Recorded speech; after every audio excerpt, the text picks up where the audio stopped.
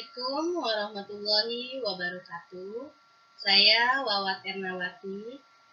Pada kesempatan kali ini akan menjelaskan sebuah materi pada mata pelajaran Pendidikan Agama Islam dan Budi Pekerti untuk SMP kelas 8 dengan materi menjadi pribadi berintegrasi dengan sifat amanah dan jujur.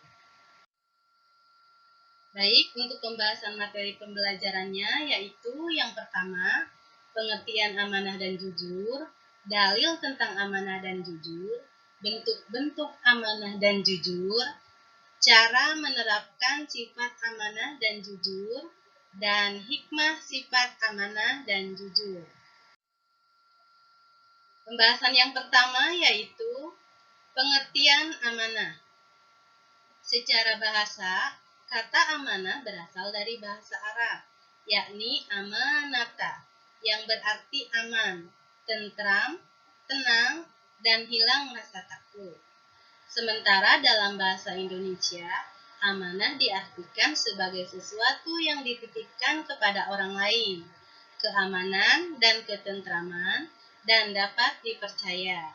Sedangkan secara istilah, amanah berarti pemenuhan hak-hak oleh manusia, baik terhadap Allah Subhanahu wa Ta'ala, orang lain, maupun dirinya sendiri, dan bertanggung jawab terhadap kepercayaan yang diterimanya untuk dilaksanakan dengan sebaik-baiknya.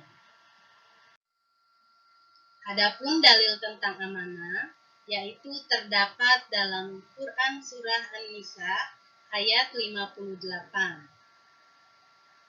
Bismillahirrahmanirrahim. Innallaha ya'murukum an tu'addul amanati ila ahliha wa idza hakamtum bainan nasi an tahkumu bil 'adl. Innallaha ni'ma ya'idukum bih.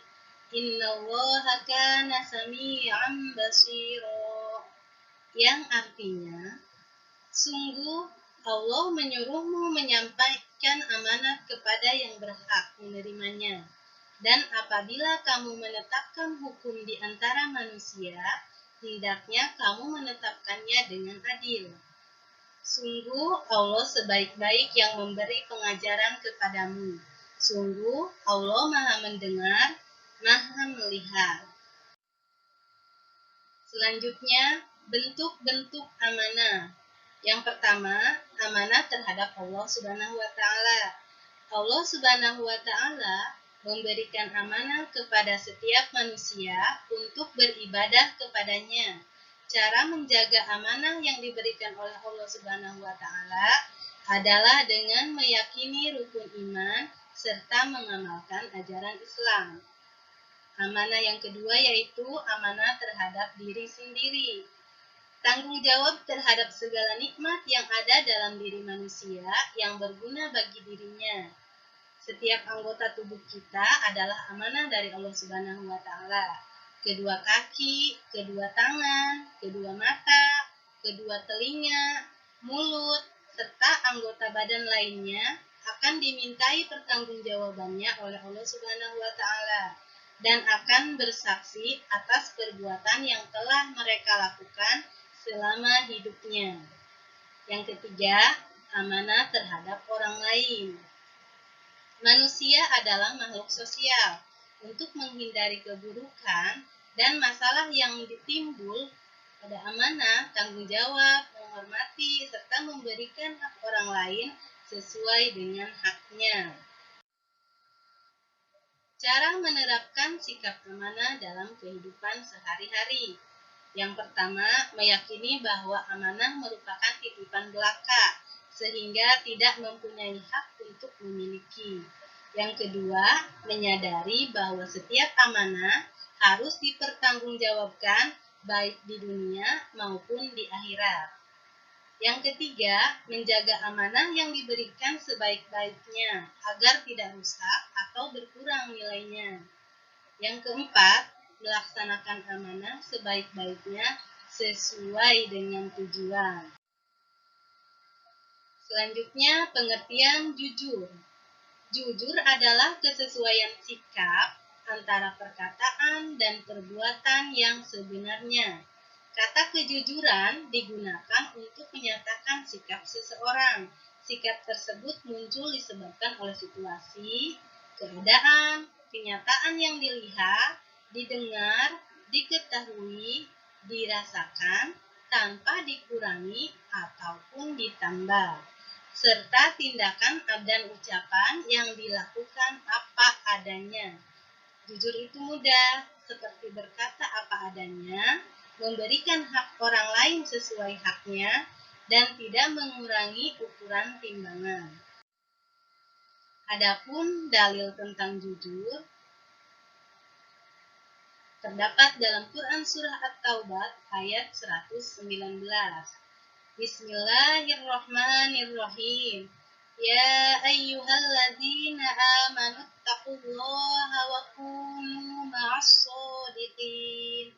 Wahai orang-orang yang beriman, bertakwalah kepada Allah dan bersamalah kamu dengan orang-orang yang benar. Selanjutnya yaitu bentuk-bentuk kejujuran. Yang pertama, jujur dalam berpenampilan. Allah Subhanahu wa Ta'ala tidak memandang seseorang dari penampilan fisik, melainkan dari tindakan dan hatinya. Penampilan apa adanya, bersahaja, dan sesuai kenyataan dirinya lebih berarti, karena yang demikian itu adalah kejujuran. Yang kedua, jujur dalam bermuamalah. Untuk menjaga kebersamaan dalam bermuamalah, perlu menjunjung tinggi kejujuran dengan cara saling menjaga dalam niat, bertutur kata, dan menghindari tindakan yang merugikan orang lain.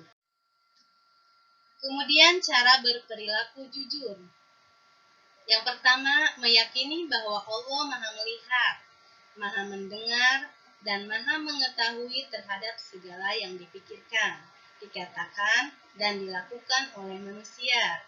Yang kedua, meyakini bahwa kejujuran dapat memunculkan kepercayaan dari orang lain.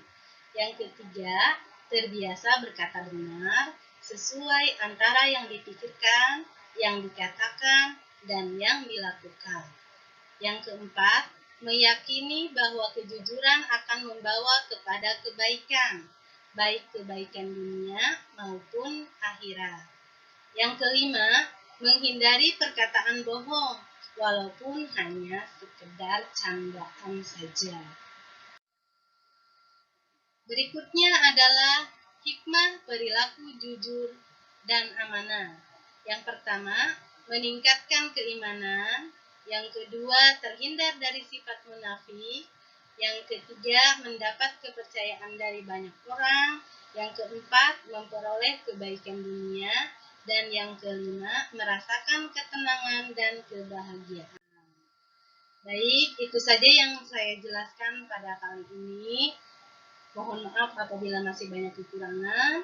Terima kasih. Assalamualaikum warahmatullahi wabarakatuh.